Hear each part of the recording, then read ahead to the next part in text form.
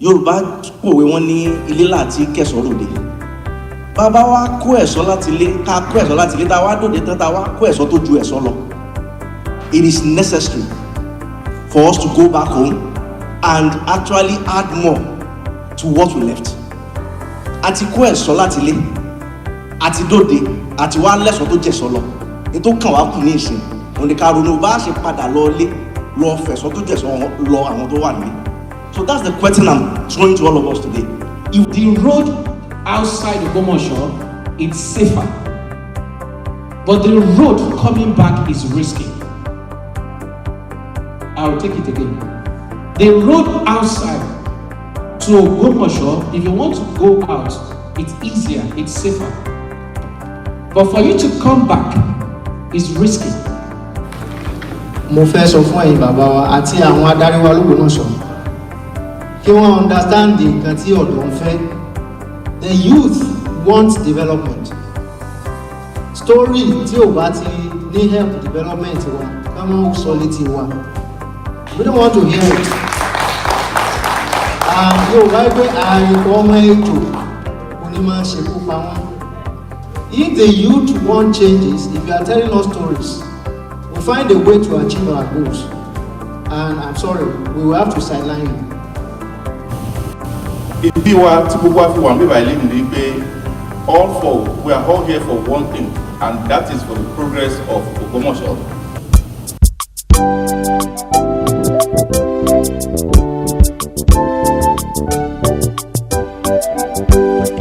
Ogbomoso ajílẹ̀tẹ̀, Ogbomoso ajílẹ̀tẹ̀, sí ògo rẹ̀ là ń kọrin, ìlú tẹ̀tẹ̀ sáàrin ọdún, ọ̀kan nínú ìlú akin. Ogbomoso, Ogbomoso, mo fẹ́ràn rẹ̀, ìlú rere. Kedere fún gbogbo ayé, ní tìmọ̀ ọlọ́gbọ́n ni wá, níṣẹ́ bá ti yá ṣiṣẹ́ ni.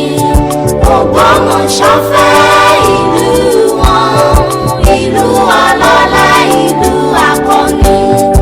Olúwa Olódùmarè, fọwọ́ ọ̀tún rẹ̀ dìlú wa mú, fọba àtàwọn ènìyàn rẹ̀ lẹ́ni ìfẹ́ àtòdodo. Ogbomoso, Ogbomoso, mo fẹ́ràn rẹ̀, ìlú rere. At this point, I will want to call on our wonderful youth. I will be handing over to our brother John Omotola. Please let's give him a round of applause. And our brother Adewuyi Majolagbe. Please let's give him a round of applause. We welcome everyone to the Ogbomoso Sons and Daughters in North America Convention for 2026. It is our pleasure to be in your midst. We've been given the chance and the platform to do this, and to our parent that and this over to us.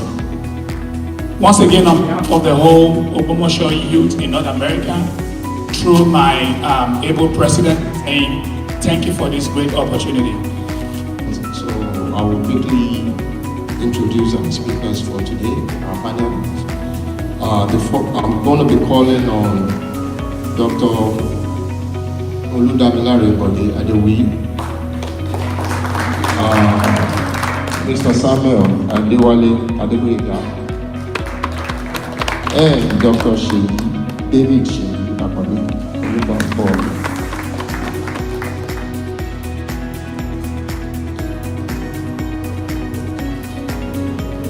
First speaker for today is the proud son of Ogbomosoland. Dr. Adewuyi completed his entire early education, right from primary school all the way to his bachelor's degree in electrical engineering in Lautech. Today, he is a world-class power systems engineer, researcher, and energy consultant, whose career spans Nigeria, South Africa, Japan, and United States.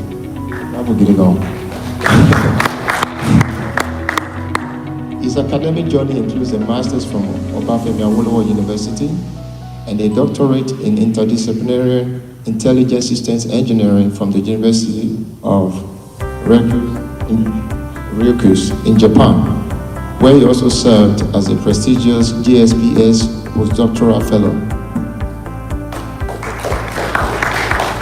In the US, he managed research efforts at the New York Power Authority Advanced Grid Innovation Lab and currently serves as senior energy consultant and senior power systems engineer with the North Carolina Advanced Energy Corporation. Beyond his global engineering achievement, Dr. Adewuyi remains deeply rooted in our community. He serves as the inaugural Assistant Secretary of OYNA and Coordinating Secretary of the Constitution Drafting Committee for OYNA.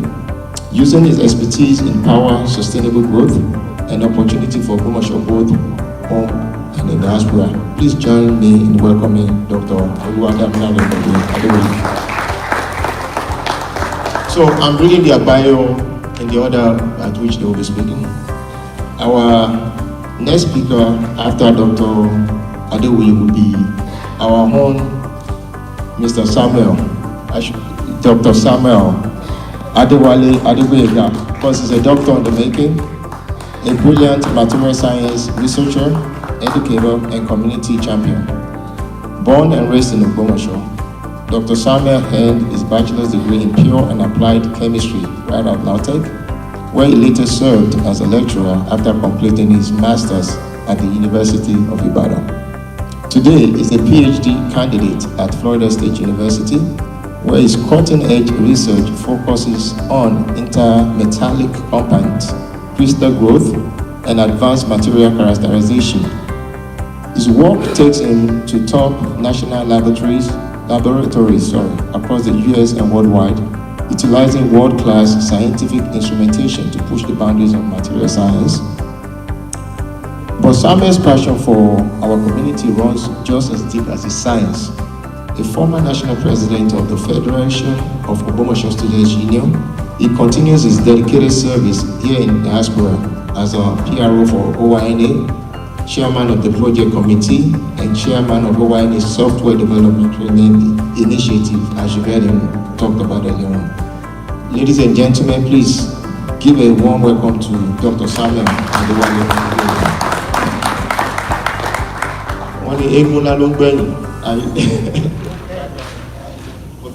He's also my Owe master. So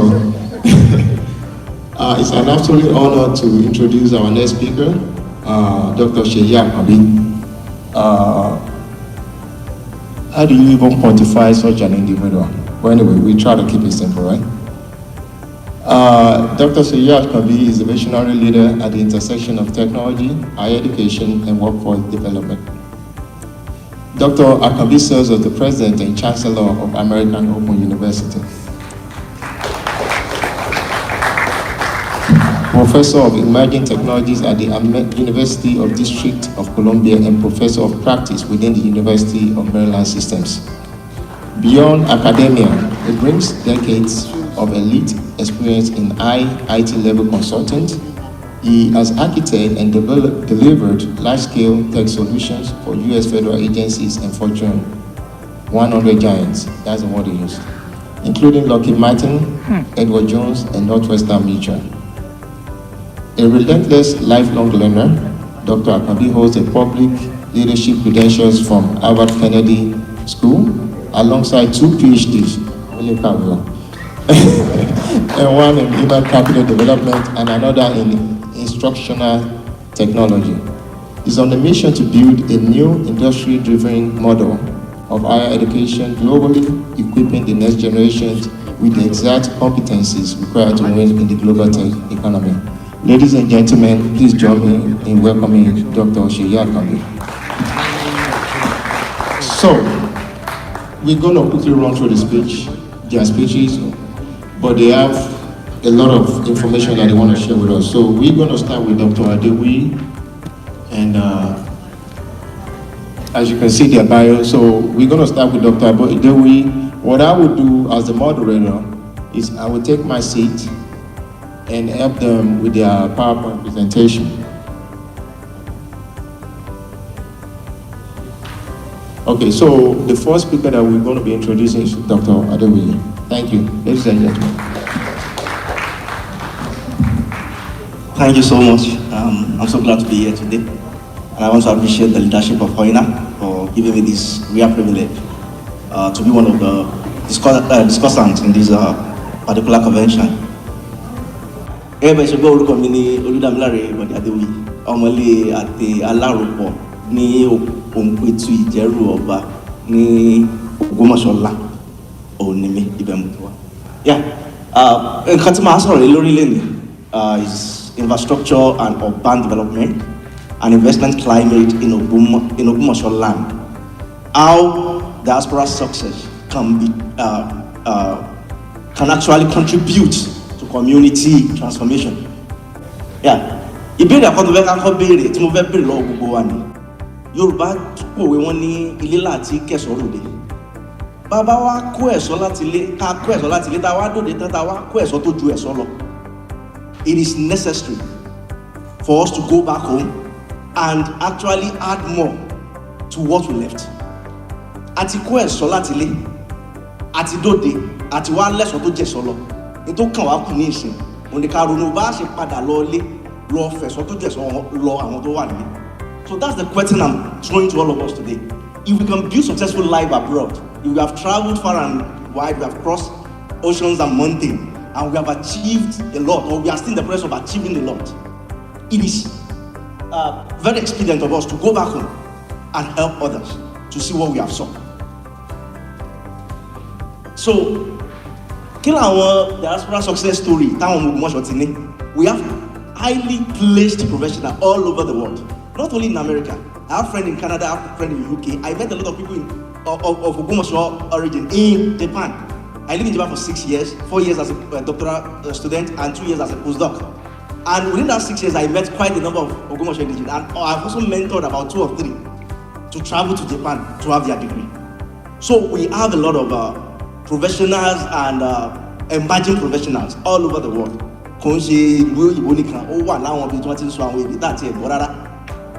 The next thing, we have businesses. At around when you're to create value, Ogbomoso, to want to break even. Yeah, we have fears that people are not really making, like people are investing and they are not getting the profit. Well, we have success stories.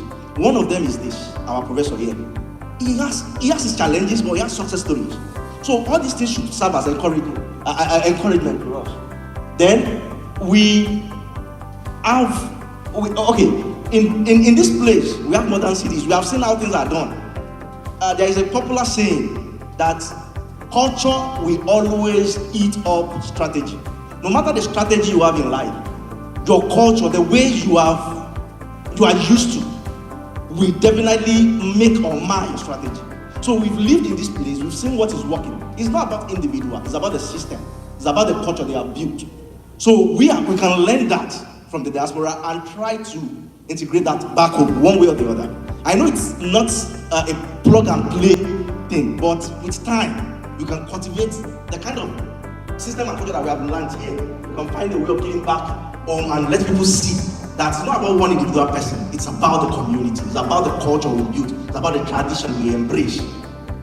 Then, infrastructure, actually like infrastructure, because single to drive development, be infrastructure. When there is a good road, I was having a chat last night when we but open to call at our motor 2021 was in Komodo.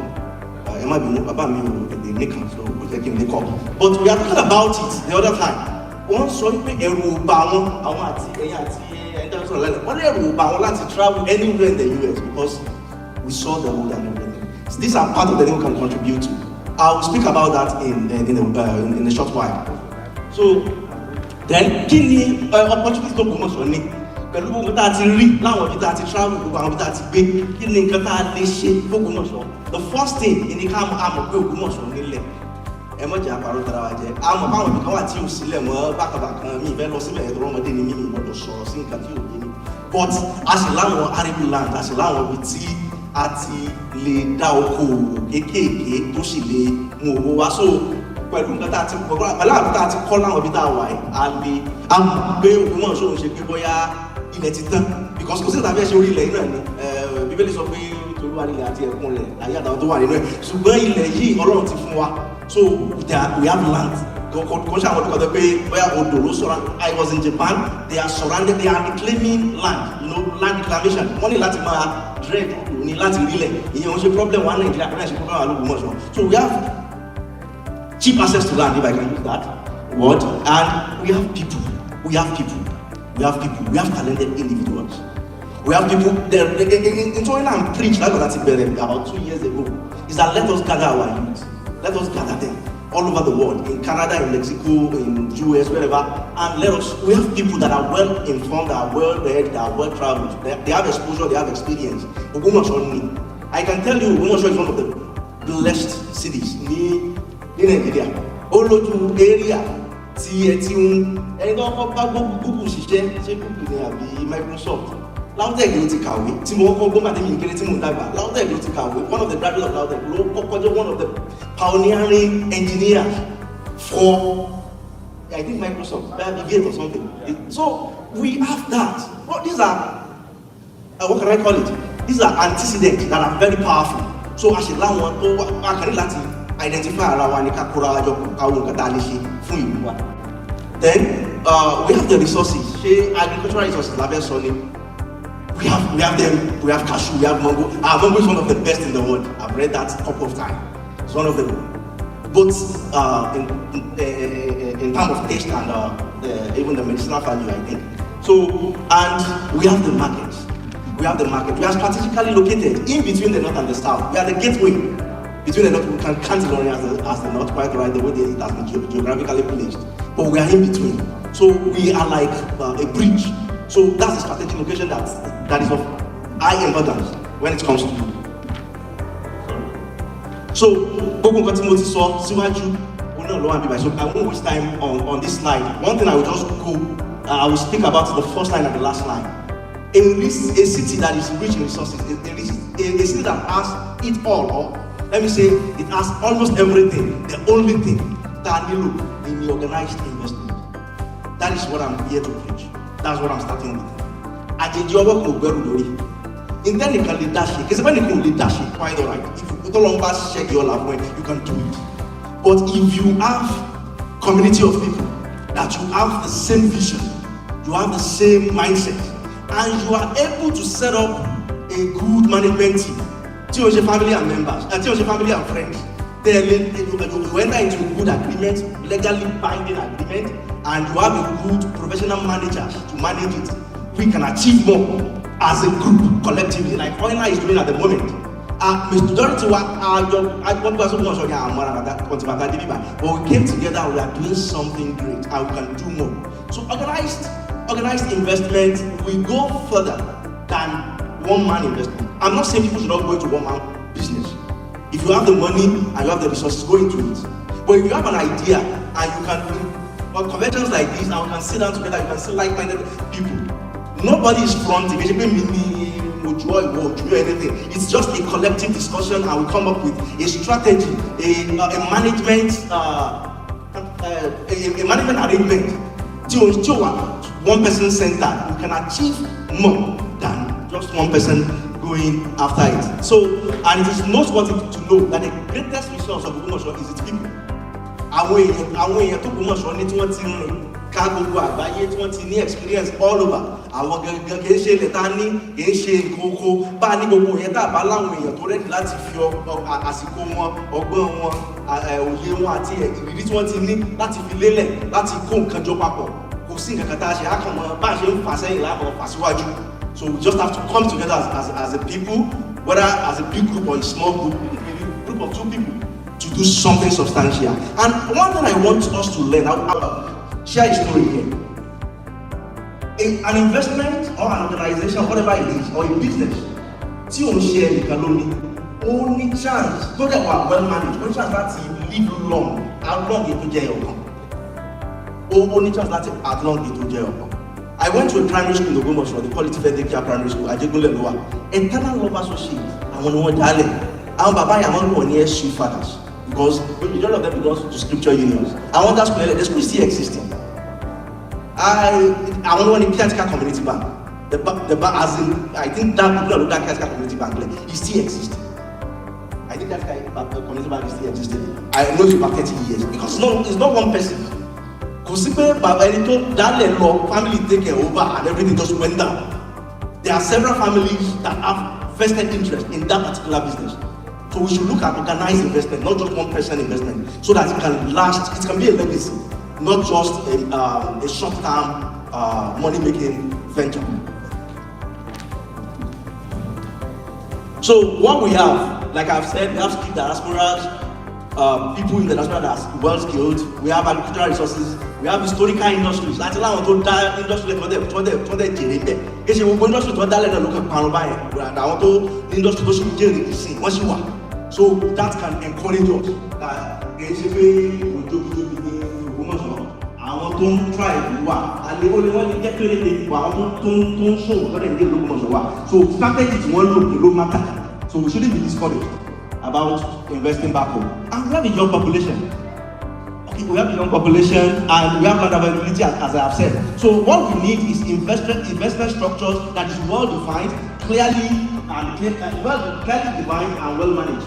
And we need processing industries. Instead we can, if as a group of people, collectively, can start processing industries that brings the processing industry closer to the farm, to the source. Omar Wallow in lots. I remember one woman I don't know what Belosoyo, I heard that as a story. I don't know. So we need all those kind of industries back home, very close to our cashew, very close to our mangoes. And with that, we can create jobs. With that, we can revive our industries, and with that, our development can be sustained. So the missing link, as I have said earlier, is the organized investment. So I'll quickly talk about this slide too. See, one challenge,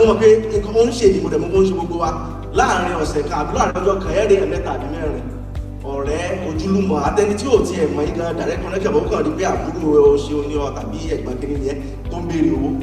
It's common. You get the message almost every time. The more we do that, the more we think we're empowering them. No, I don't say don't do that. I do that a lot. No about it, for me. But we should go beyond that model.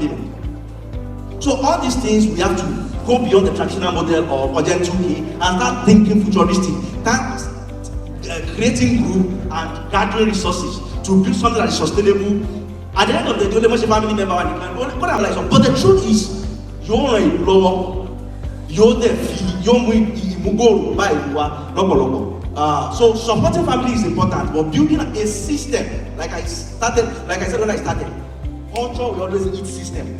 And we always eat strategy to a good system. So Mafi, Adagba, and Rosibi, they are capable to continue from where I left. Thank you so much.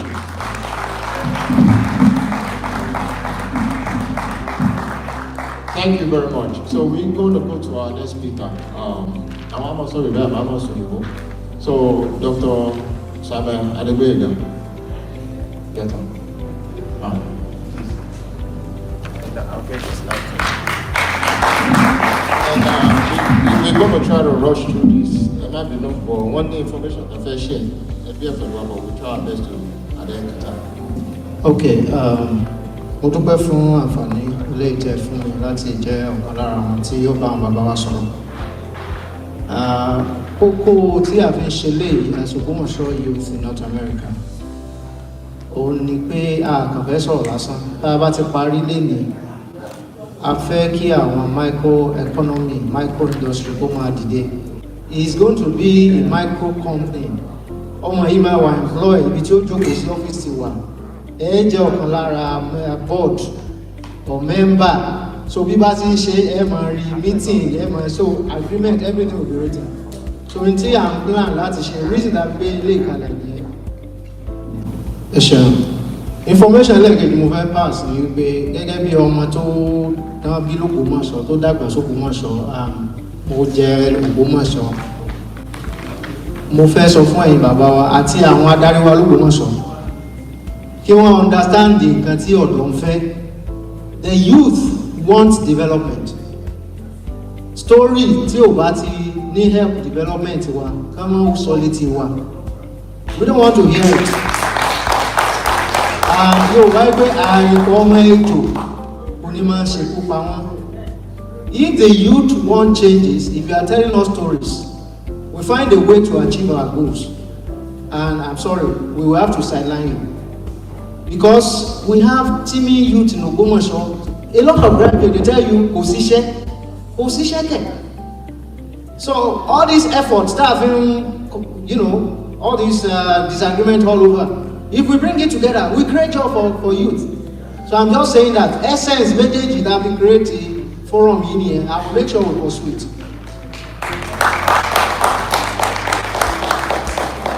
So, topic tí wọ́n ní kí n sọ̀rọ̀ lé lórí ipa méjì ni.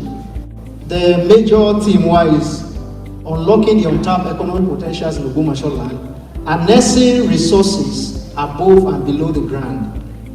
A fẹ́ fojú wo àwọn ohun èlò ọrọ̀ ajé tí àwọn àti ìfọwọ́bà rárá tí wọ́n ti ẹ̀mọ̀ kó exist l'Ógbómọ̀ṣọ́.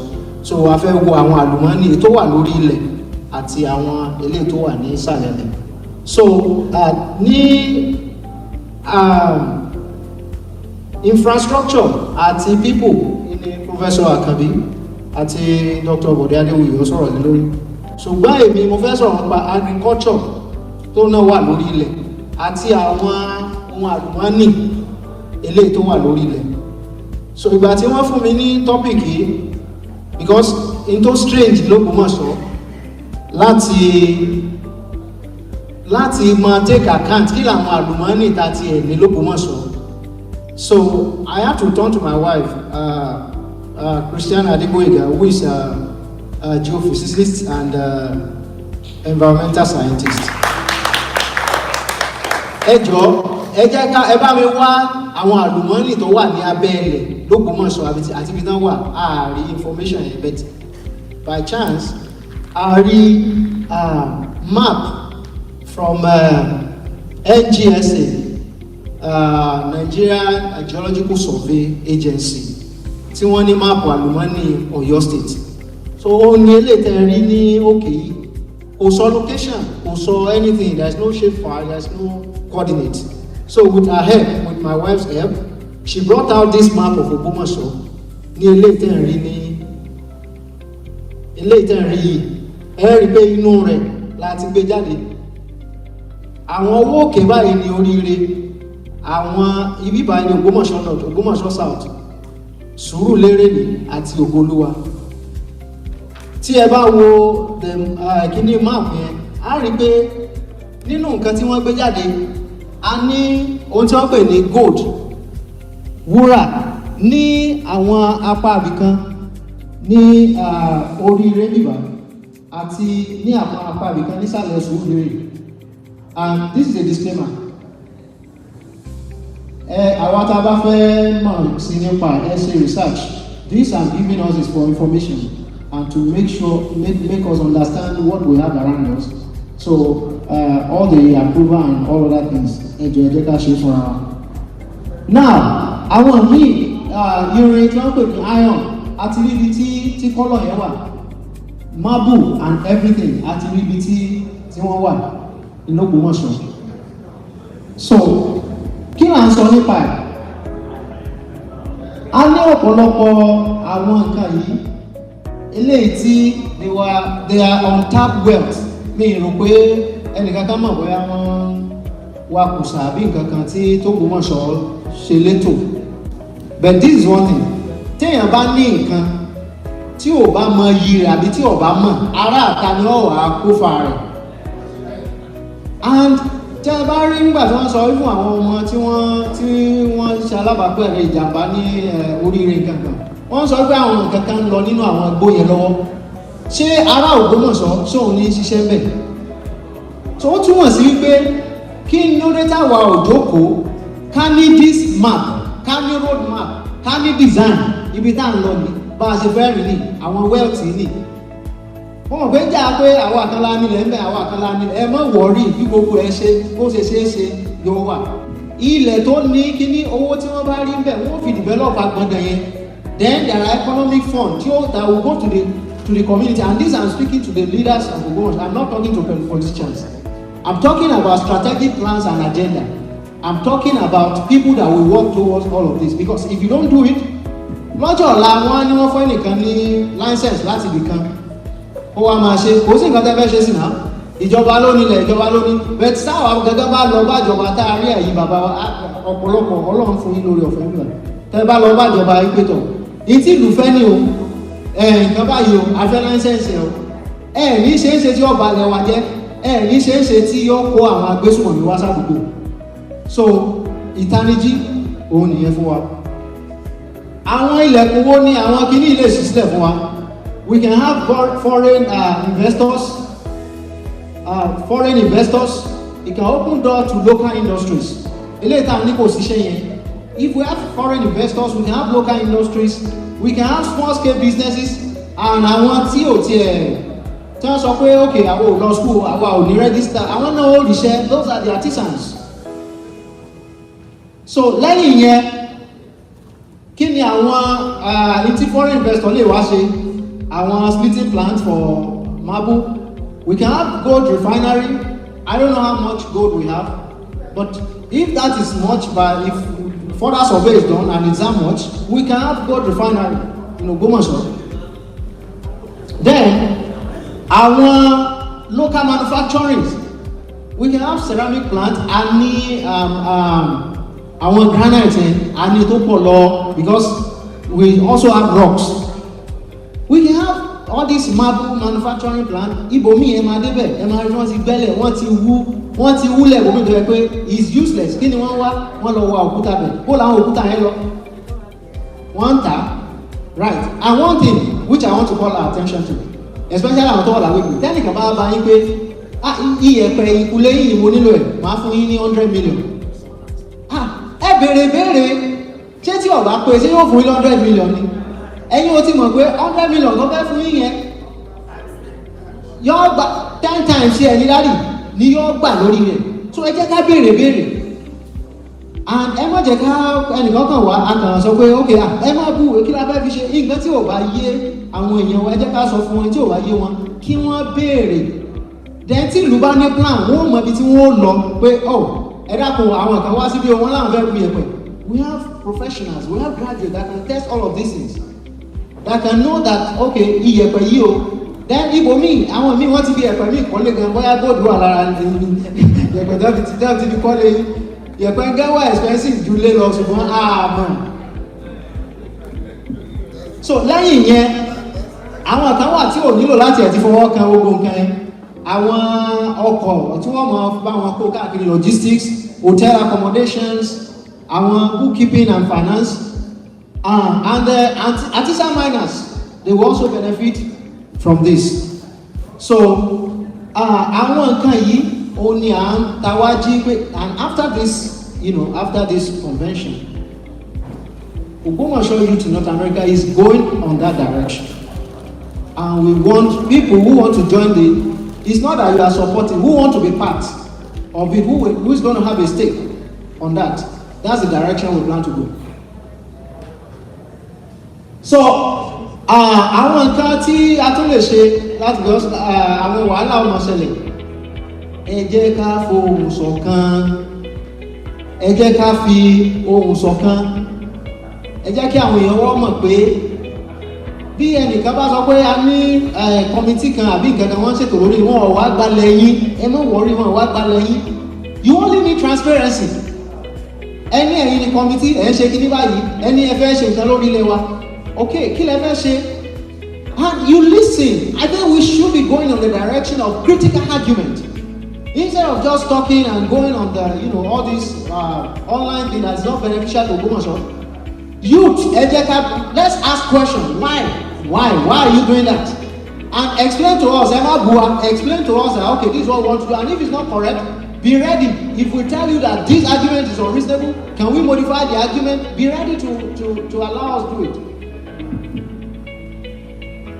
So, ọ̀pọ̀lọpọ̀ àwọn tó kàwé tá a bá ṣe gbogbo nǹkan yìí, ọ̀pọ̀lọpọ̀ àwọn kan tó wá tó àwọn tó kàwé ní òrìṣẹ́, field geologists, mineral engineers, GIS engineers, metallurgists, àwọn tí ò tó ka science, tí ò ka engineering gbọ̀ngbọ̀ngbọ̀n, àwọn náà ó ṣiṣẹ́ certified, àwọn tó máa ṣe paperwork and the likes, àwọn náà máa ṣiṣẹ́. Èyí ni agbọn àkọ́kọ́ ilé tí mo fẹ́ sọ̀rọ̀ nípa. The second one, which I'll run through very quickly, which is also very important and connected to the first one, is the agriculture and agro-industrial value chain. Ogbomosoland.